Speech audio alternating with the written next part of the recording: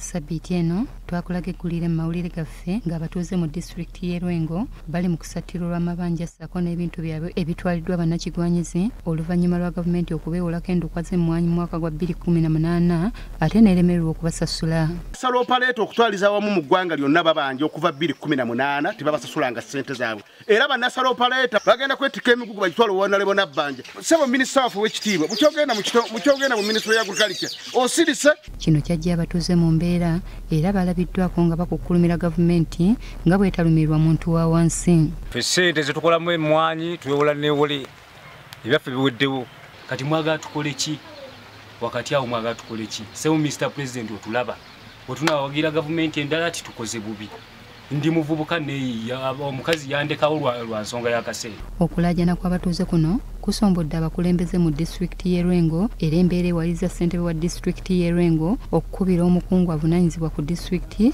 y'e Lwengo okuva mu kitongole kya Uganda Coffee Development Authority Waswa Charles annyonnyole ku biki ebiganye gavumenti okusasula bannayuganda.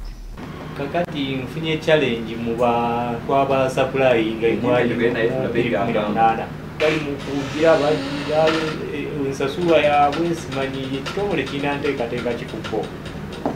Waswa Charles wakati mu kwewozaako akinogaanyiza nti enfunda nnyingi basaayo okusaba kwabwe nga baagala abatuuze baweebwe ssente zaabwe naye nga gavumenti efuuse kyesirikidde n'olwekyo kwe kukinoganya eddoboozi liwanvuyizibweko. Omubaka akiikirira Bukoto Midwest mu Parliament Isaac Sejjoba Mayanja agamba nti gavumenti eve mu kuzannya obuzannyo n'abakulira ekitongole ky'emmwanyi wabula basasule bannayuganda kubanga gavumenti obusobozi obusasula ebuyina. Okuleeta supplementary budget ne tuwa UCD essente zaayo z'ebanja ez'okusasula abantu bano abalina nasale mu Uganda. Bwe kitakolebwa ekityo nabino bwe tukola mu parish development model abantu bagenda bagule emmwanyi tujja kutuuka gye baali zijja nga tekyaliyo nasale. Sente zaabwe ziruddeyo oluusi abamu bakozesa banka obamanyi kige sente zigenda kuvayo mangu naye ne gye buli eno tebannafuna sente kiso kya nnaku naye ndowooza gavumenti tuli mugikubira omulanga nti basasula abantu bano.